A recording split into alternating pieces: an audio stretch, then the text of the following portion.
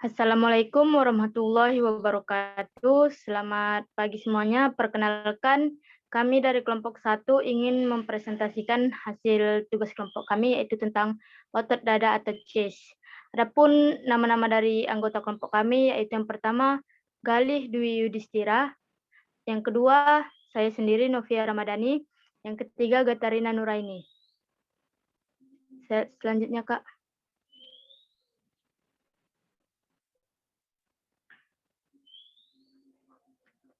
Struktur otot dada.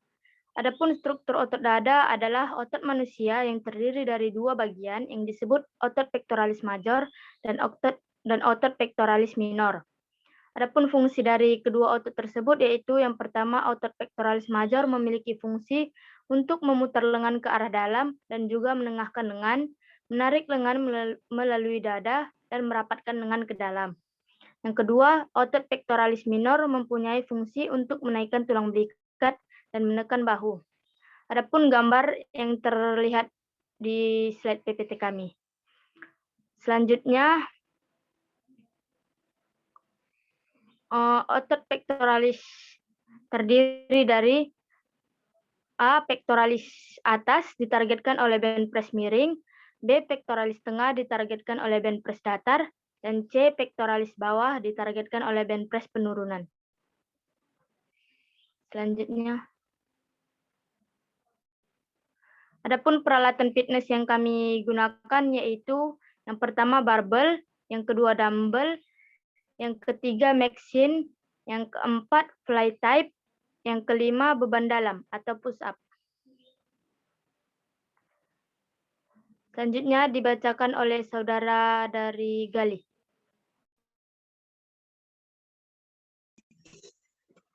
Oke, baik.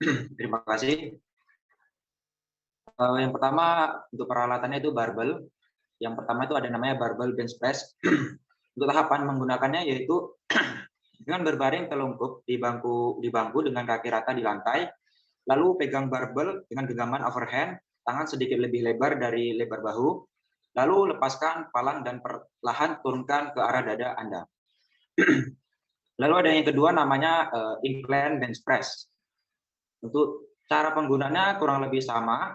Di sini perbedaannya itu pada bidang datarnya saja, di mana di sini menggunakan kemiringan ke atas. Untuk tahapan penggunaannya yaitu dengan berbaring di bangku bench press, miring dan pegang barbel dengan pegangan yang sedikit lebih lebar dari lebar bahu. Lalu telapak tangan menghadap ke langit-langit, angkat palang dari rak dan angkat sampai lengan terlentang penuh. Lalu tekuk siku untuk menurunkan palang ke dada bagian atas. Lalu yang ketiga ada namanya decline bench press. Untuk cara penggunaannya kurang lebih sama dengan yang sebelumnya. Di sini perbedaannya itu pada bidangnya saja, yaitu di sini menggunakan bidang miring ke bawah untuk pada decline. Tahapan penggunaannya yaitu dengan berbaring di bangku bench press, penurunan yang diatur ke penurunan 30 hingga 40 derajat, lalu pegang barbel dengan genggaman overhand dengan kedua tangan sedikit lebih lebar dari lebar bahu. Lalu angkat palang dari penyangga dan tahan di atas dada bagian bawah dengan lengan terentang. Baru turunkan barbel ke dada bagian bawah. Lalu selanjutnya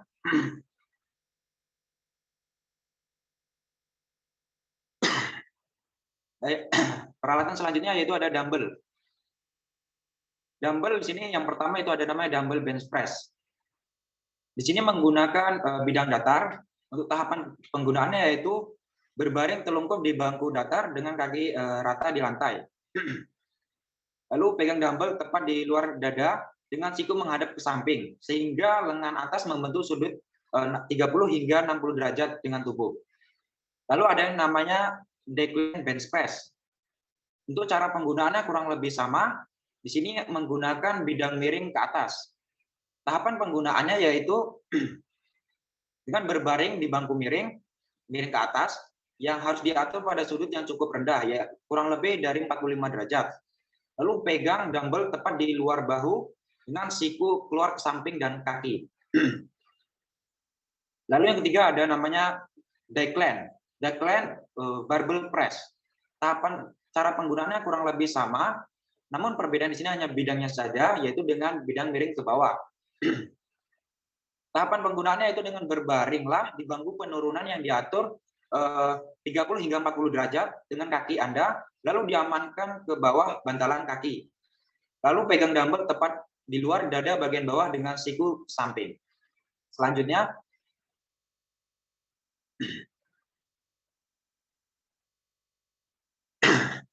akan dibacakan oleh Kak Katarina. Baik, selanjutnya di sini ada mesin di mana penggunaannya ada dua mesin, yaitu seat chest press mesin. Di sini cara penggunaannya adalah duduk tegap pada alat, kursi duduk, tegapkan badan, kaki selebar dengan bahu, lalu pegangan tangan ini pegang pada alatnya dengan sejajar dengan siku, namun tidak lebih lebar daripada bahu.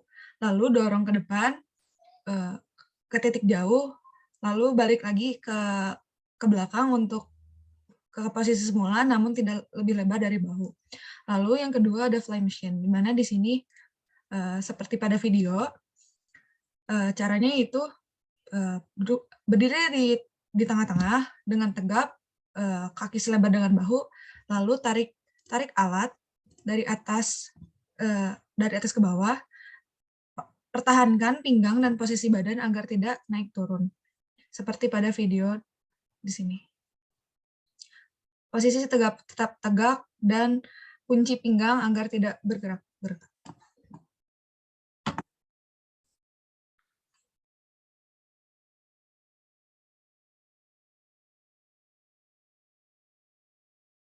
Selanjutnya akan dilanjutkan lagi oleh Kak Galih.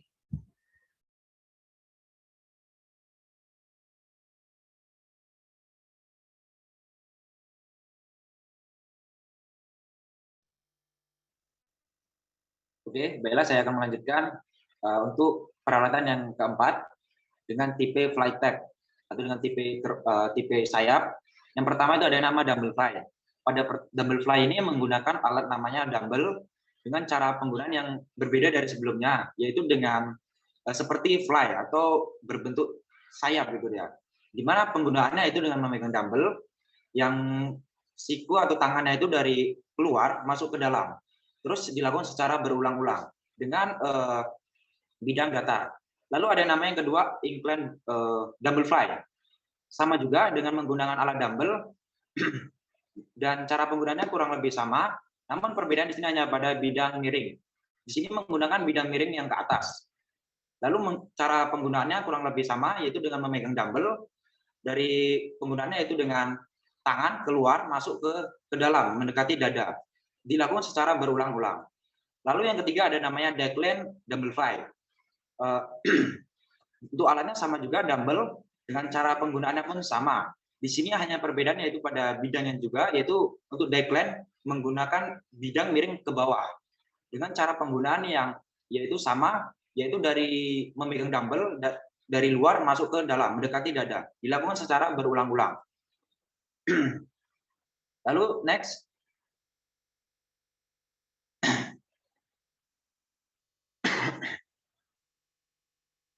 Lalu ada namanya beban dalam. Beban dalam yang pertama yaitu beban dalam adalah beban yang menggunakan beban dalam atau beban tubuh. Yang pertama yaitu adalah push up.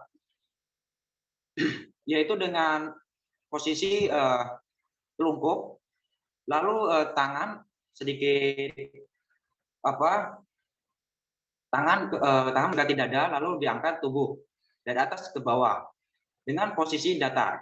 Lalu ada yang namanya incline push up, yaitu cara penggunaannya sama, namun perbedaan di sini hanya menggunakan bantuan untuk agar berbentuk bidang miring ke atas. Contohnya seperti di gambar. Lalu ada yang ketiga namanya decline push up.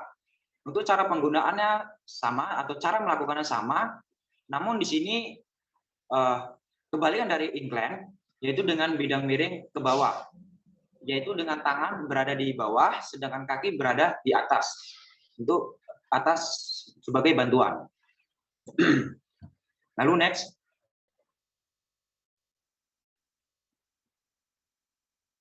Selanjutnya akan dibacakan oleh saudari Novia.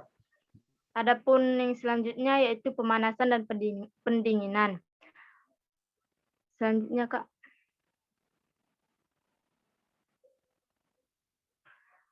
Yang A, warming up. Warming up itu pemanasan singkat, memungkinkan Anda menjadi lebih kuat dan lebih baik di gym. Melakukan peregangan dinamis sebagai pemanasan, semakin meningkatkan kekuatan dan kekuatan otot selama pemanasan. Di sisi lain, peregangan statis sebelum latihan kekuatan dapat merusak kekuatan dan kekuatan otot selama latihan. Selanjutnya, latihan peregangan dinamis adalah salah satu suatu latihan peregangan dengan menggerak-gerakkan tubuh atau anggota tubuh secara berirama tanpa mempertahankan posisi peregangan terjauh. Selanjutnya, ini contoh dari gerakan spinal rotation. Spinal rotation itu gerakan stretching berfungsi untuk meregangkan tubuh bagian atas agar dapat digunakan secara optimal. Yang B itu leg pendulum. Seperti pada gambar yang ada di slide kami, gerakan stretching ini akan membuat otot kaki menjadi lebih rileks sehingga dapat meminimalisir terjadinya cedera atau kram. Yang C, hip circles. Seperti pada gambar yang ada pada slide kami, yaitu gerakan stretching dinamis ini memiliki pola yang nyaris menyerupai latihan pendulum. Bedanya, kaki diayunkan setengah melingkar dengan berputar ke depan dan ke belakang. Yang D, legs arch circles. Seperti pada gambar yang ada pada slide kami, yaitu selain menjaga fleksibilitas tubuh bagian atas, gerakan stretching ini juga bermanfaat untuk membuat lengan dan bahu lebih rileks. Selanjutnya, adapun cooling down atau pendinginan. Peregangan statis adalah bentuk yang paling umum gerakan yang dilakukan berupa gerakan peregangan pada otot-otot yang dilakukan perlahan-lahan hingga terjadi ketegangan dan mencapai rasa nyeri atau rasa tidak nyaman pada otot tersebut. Contoh peregangan statis yaitu peregangan pada daerah di sekitar kepala, peregangan pada daerah di sekitar tangan, peregangan pada daerah sekitar pinggang. Selanjutnya akan dibacakan oleh Saudara Gali. Baiklah, saya akan melanjutkan, yaitu tentang contoh program latihan untuk meningkatkan massa otot dada. Yang pertama itu ada namanya latihan whole body training split. Di sini untuk urutan latihan yaitu dengan tukar press exercise atau latihan penekanan dengan latihan fly tip setiap latihan lainnya. Tukar latihan incline dan flat bench setiap latihan lainnya. Contoh latihannya seperti incline barbell press, dumbbell fly. Dengan total set sebanyak 3 kali, dengan total repetisi 3-6 kali. Lalu ada yang kedua namanya upper and lower body training split or two-day training split. Yaitu latihan untuk atas tubuh dan bawah tubuh. Untuk urutan latihannya yaitu pilih satu latihan miring atau incline dan satu bangku datar setiap latihan atau flat bench. Yang pertama latihan menekan atau pressing exercise. Yang kedua latihan fly tip, di mana tukar gerakan miring atau incline dari latihan menekan ke gerakan fly exercise. Jenis latihan setiap latihan lainnya, lakukan satu latihan penurunan atau decline atau persilangan kabel atau cable crossover, setidaknya sekali setiap seminggu. Untuk jenis latihannya yaitu ada incline barbell press, barbell bench press, dan incline dumbbell fly. Dengan total set 3 dengan total repetisi 6-8 kali.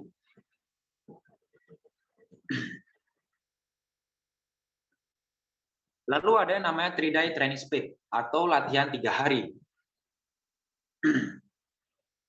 Di sini yang urutan latihannya, yang pertama latihan barbell, kedua press dumbbell, yang ketiga latihan fly tip.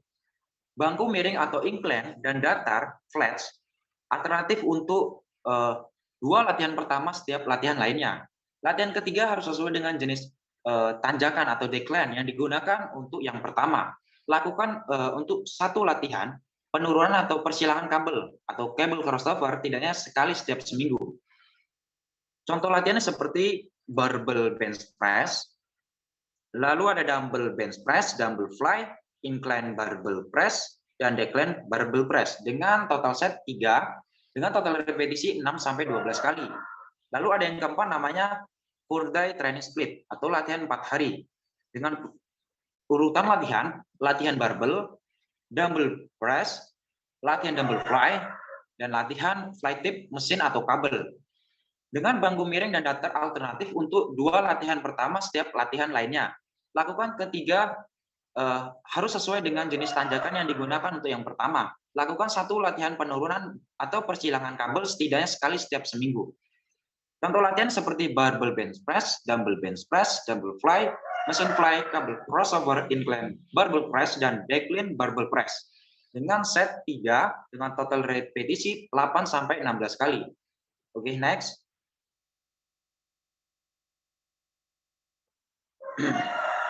Ada namanya 5-day training split atau latihan 5 hari. Dengan urutan latihannya yaitu latihan barbell, baru yang kedua sebuah barbell atau tekan dumbbell, ketiga latihan dumbbell press jika melakukan total 5 latihan. Jika melakukan hanya 4 latihan total, yang ketiga harus latihan dumbbell fly. Yang keempat ada namanya latihan dumbbell, mesin atau kabel fly. Yang kelima latihan tipe fly, mesin atau kabel bangku miring, datar dan turun, alternatif untuk 3 bangku pertama, latihan setiap latihan lainnya. Contoh latihan seperti barbell bench press, dumbbell bench press, dan dumbbell fly, dan mesin fly. Setnya sebanyak 3 dengan total repetisi 10-20 kali. Lalu yang terakhir ada namanya twist day training split. Yang urutan latihannya yaitu latihan barbell, dumbbell press, latihan dumbbell fly, latihan tipe fly, mesin atau kabel, dengan bangku miring dan datar, alternatif untuk 2 latihan pertama setiap latihan lainnya. Lakukan 1 latihan penurunan atau decline, atau persilangan kabel, atau kabel crossover setidaknya sekali setiap seminggu. Contoh latihannya seperti barbell bench press, double bench press, dumbbell fly, dan mesin fly. Dengan total set 3 dan total repetisi 8-16 kali. Oke, next. Lalu selanjutnya ada namanya program latihan untuk meningkatkan kekuatan otot dada. Di sini adalah untuk meningkatkan kekuatan otot dada. Untuk jenis latihannya atau macam latihannya yaitu yang pertama ada choice over exercise dengan spesifik, multi joint exercise, dan isolation exercise. Lalu yang kedua ada namanya order exercise atau urutan latihannya. Yang pertama yaitu bench press menjadi dumbbell fly. Yang kedua double bench press, lalu kabel crossover. Lalu ada number of set atau jumlah setnya yaitu sebanyak 3 kali dengan intensitas sedang, dan untuk rest periodenya atau jumlah istirahatnya itu 2-3 menit. Lalu selanjutnya akan dibacakan oleh saudara Kak Katarina. Baik, selanjutnya di sini adalah jurnal-jurnal yang berkaitan dengan latihan otot dada. Yang pertama ini ada jurnal yang judul jurnalnya perbandingan pengaruh latihan bench press dan push up terhadap peningkatan keterampilan chest pass. Ini ditulis pada tahun 2019 pada jurnal Journal of Physical of Outdoor Education. Lalu penulisnya adalah Pulung Rianto. Tujuan dari penulisan jurnal ini adalah untuk melihat pengaruh yang signifikan dari latihan push up terhadap hasil chest pass dalam peningkatan permainan bola basket.